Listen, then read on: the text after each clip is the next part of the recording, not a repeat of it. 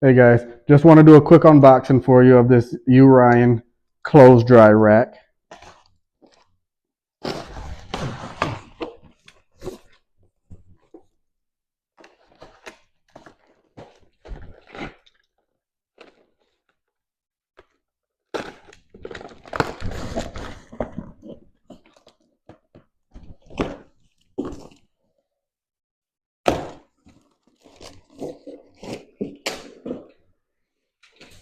So you can see not a whole lot comes in the package, so super simple here.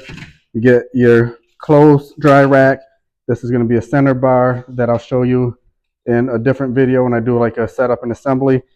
And then it also comes with a pack of these hooks to hang things up on.